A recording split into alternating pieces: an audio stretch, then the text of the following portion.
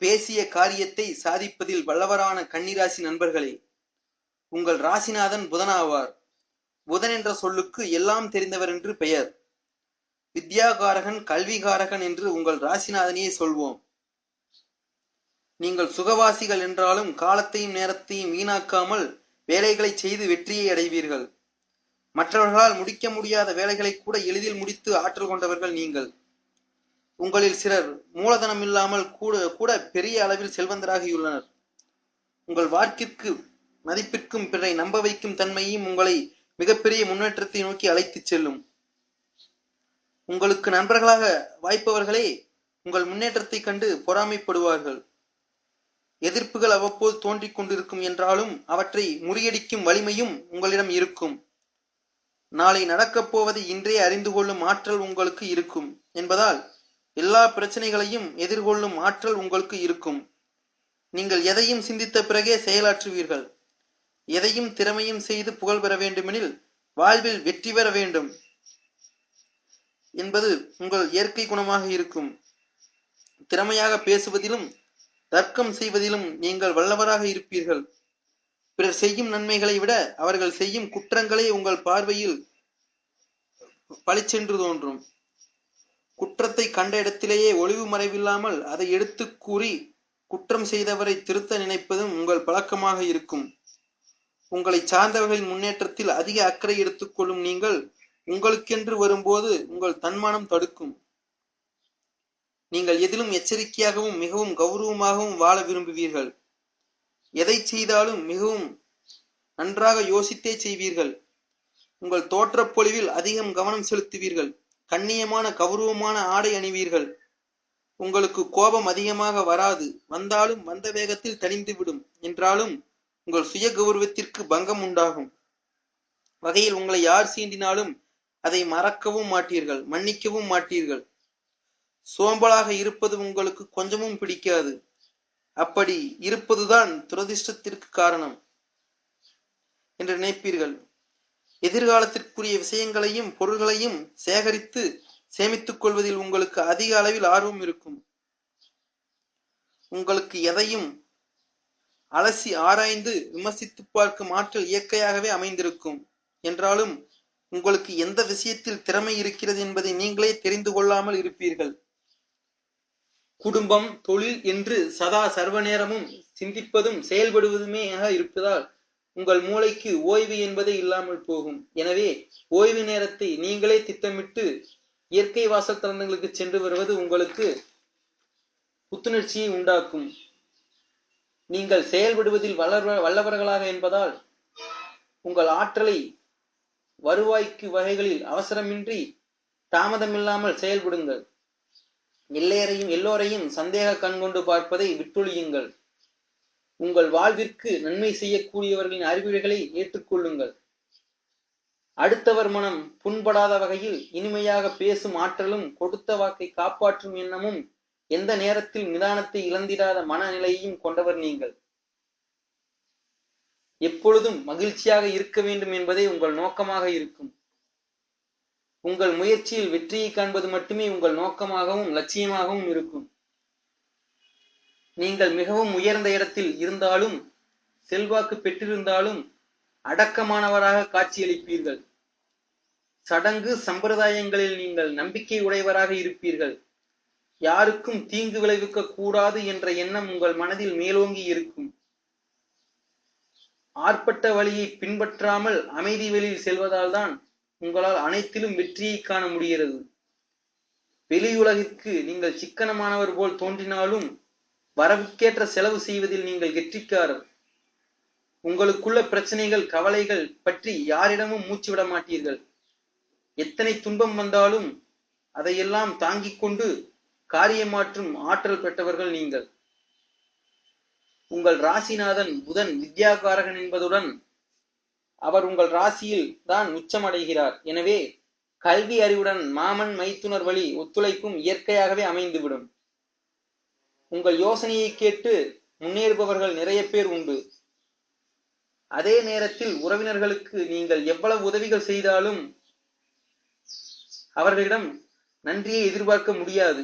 அதே நேரத்தில் உறவினர்கள் உங்களுக்கு தொல்லை கொடுத்தாலும் அதையெல்லாம் மறந்து அவர்களுக்கு உதவிகளை செய்வீர்கள். உங்களுக்குள் இருக்கும் ஒப்பற்ற திறமையை நீங்கள் தெரிந்து கொண்டு செயல்பட்டால் உங்களுக்கு வெற்றி மேல் வெற்றிதான். சிந்தித்து செயல்படுவதில் வல்லவரான உங்கள் எண்ணம் எல்லாம் உங்கள் முன்னேற்றத்திலேயே இருக்கும். அதே நேரத்தில் மிக முக்கியமான ஒன்றையும் நீங்கள் தெரிந்து கொள்ள வேண்டும்.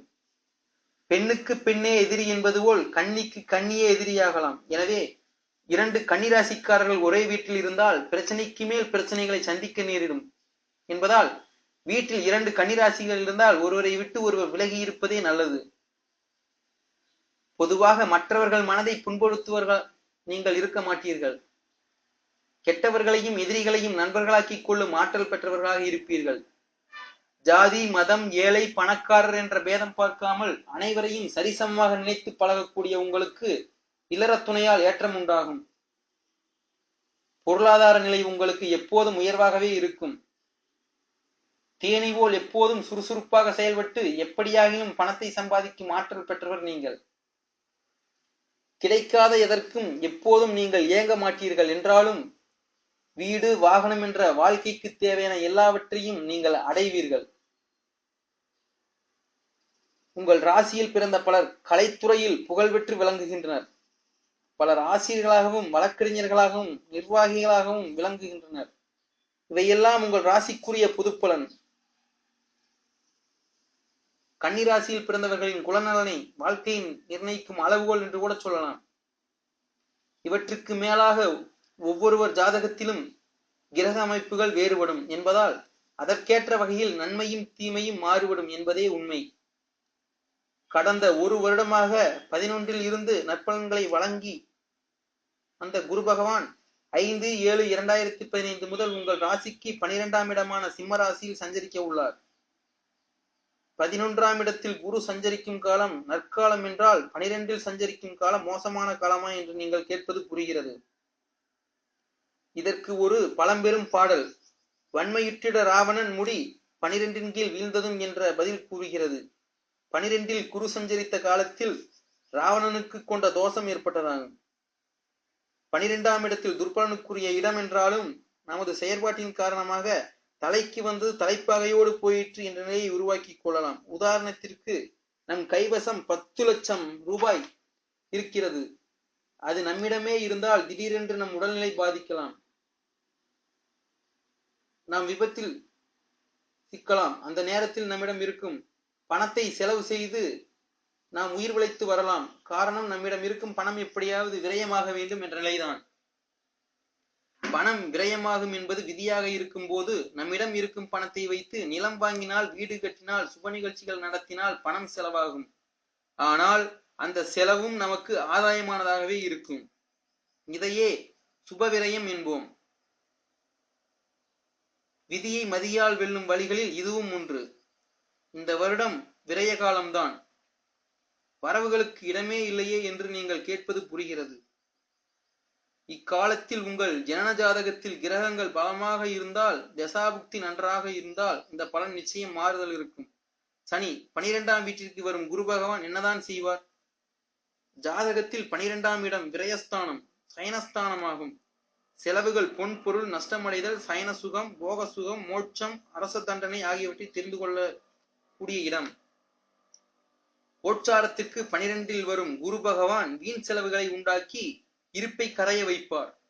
செய்யும் தொழிலில் திருப்தி இல்லாமல் போக வேறு தொழில் தொடங்கலாமா என்ற யோசனை ஏற்படுத்துவார். அதனால் அலைச்சலிலும் பொருள் விரயமும் உண்டாகி நிம்மதி பறிபோகும். ஒரு சிலர் அரசு வழியில் சிக்கலை சந்திக்க நேரும். எதிர்ப்பாளர்களால் ஒரு சிலருக்கு விரயம் உண்டாகும். அடுத்தவருக்கு உதவி செய்ய போக அதனால் சிரமத்திற்கு ஆளாகும் நிலை சிலருக்கு உண்டாகும். எந்த ஒரு செயலிலும் தடை, தாமதம், அதனால் அலைச்சல், விரயம் என்றிருக்கும். காரணம், குரு பகவான் எந்த இடத்தில் அமர்கிறாரோ அந்த இடத்திற்கு நற்பலனை வழங்காமல் அவர் பார்க்கும் இடங்களுக்கு மட்டுமே நற்பலனை வழங்கக்கூடியவர். 12ஆம் இடத்தில் அமர்ந்து அந்த இடத்திற்குரிய பலனை துற்பலனாக வழங்கும் குரு பகவான் அங்கிருந்து 5, 7, 9ஆம் பார்வையாக உங்கள் ராசியின் 4ஆம் வீட்டையும் 6ஆம் வீட்டையும் 8ஆம் வீட்டையும் பார்வையிட இருக்கிறார் என்பதால் அந்த இடமெல்லாம் சிறப்படைய போகிறது. ஆம், குரு பார்க்க கோடி புண்ணியம் என்ற வார்த்தையை நீங்கள் கேள்விப்பட்டிருப்பீர்களே. அவர் இருக்கும் இடத்தை விட பார்க்கும் இடம் சிறப்பாகும். முதலில் தனது 5ஆம் பார்வையாக உங்கள் ராசிக்கு 4ஆம் இடமாகிய சுகஸ்தானத்தை பார்க்கிறார். இதனால் உங்கள் நிலை பலவிதமான முன்னேற்றங்களை அடைவீர்கள். வாகனத்தை சீர் செய்வீர்கள். சிலர் புதிய வாகனங்கள் வாங்குவீர்கள். வீடு இருந்தால் அதை பழுது பார்த்து புதுப்பிப்பீர்கள். ஒரு சிலர் புதியதாய் நிலம் அல்லது வீடு வாங்குவீர்கள். ஸ்திர சொத்துக்கள் உங்கள் பெயரில் அமையும். கல்வி பயிலும் மாணவ மாணவியர்கள் ஏற்றம் அடைவார்கள். ஆசிரியர்கள், கல்வி நிறுவன உரிமையாளர்கள் வாழ்வில் ஏற்றம் உண்டாகும். தாய் வழி உறவு பலப்படும். தாயாருக்கு ஏற்பட்டிருந்த உடல் பாதிப்பு மாறி சகஜ நிலைக்கு வருவார்கள். விவசாயிகளுக்கு மகசூல் அதிகரிக்கும். ஆலயங்களுக்கு சென்று வேண்டுதலை முடிப்பீர்கள். அடுத்து தனது 7ஆம் பார்வையாக உங்கள் ராசிக்கு 6ஆம் இடமாகிய சத்ரு ரோகஸ்தானத்தை பார்க்கிறார். இதனால் இதுநாள் வரை உங்களுக்கு இருந்த எதிர்பார்ப்புகள் அகலும். பகைவர் விலகுவர். கடன் தொல்லையாலும் எதிரிகளாலும் கலகத்தாலும் பாதிக்கப்பட்டிருந்த நீங்கள் அவற்றில் இருந்து விடுபட்டு நிம்மதி அடைவீர்கள். நோய் நொடிகளுக்கு ஆளாகியிருந்த நிலை மாறி புது எழுச்சியுடன் நடமாட ஆரம்பிப்பீர்கள். எதிர்ப்பாளினரால் அவதியை சந்தித்து வந்தவர்கள் மனம் மகிழ்ச்சி அடையக்கூடிய வகையில் நிலை மாறும். அடுத்து தனது 9ஆம் பார்வையாக உங்கள் ராசிக்கு 8ஆம் இடமாகிய ஆயுஸ்தானத்தை பார்க்கிறார். இந்த இடத்தை அஷ்டமஸ்தானம் என்று சொல்லலாம். அதனால் இதுநாள் வரை நீங்கள் சந்தித்து வந்த தொல்லைகளிலிருந்து உங்களுக்கு விடுதலை கிடைக்கும். செய்த தொழிலில் முடங்கி அதனால் வருமானம் குறைந்து வாழ்வா சாவா என்ற நிலையில் அல்லல் பட்டு வந்த உங்களுக்கு வாழ்க்கை இனி சிறப்பு அடையும். வம்பு வழக்குகள், சண்டை சச்சரவுகள், முயற்சி மேற்கொண்டு தோல்வி என்ற துயரத்தில் சிக்கிக்கொண்டு வேதனையில் வாடிக்கொண்டிருந்த உங்களுக்கு இக்காலம் அவற்றில் இருந்து விடுதலை கிடைக்கும். எலியும் பூனையுமாக இருந்த கணவன் மனைவி உறவு பலப்படும். நோய்களுக்கு ஏற்ற சிகிச்சை மேற்கொண்டு குணமடைவீர்கள். உடல் உபாதைகள் அகலும். இவை யாவும் குரு பகவானின் பார்வையால் உங்களுக்கு உண்டாக போகும் பொது பலன்களாகும். குரு பகவான் அவர் அமரும் இடத்திற்கு மட்டுமே சாதகமற்ற நிலையை உருவாக்குவார். அவர் பார்க்கும் 3 இடங்களையும் செழிப்பாக்குவதுடன் அந்த இடங்களில் பாவ கிரகங்கள் சந்தரித்து உங்களுக்கு துர்ப்பலனை வழங்க நினைத்தாலும் அதை தடுத்து உங்களுக்கு பாதுகாப்பார் குரு பகவான். இவை எல்லாவற்றிற்கும் மேலாக 12ஆம் வீட்டிற்கு அவர் பெயர்ச்சியானாலும் வருடம் முழுக்க அவர் ஒரே நட்சத்திரத்தில் இருந்து ஒரே மாதிரியான பலனை வழங்கப் போவதில்லை.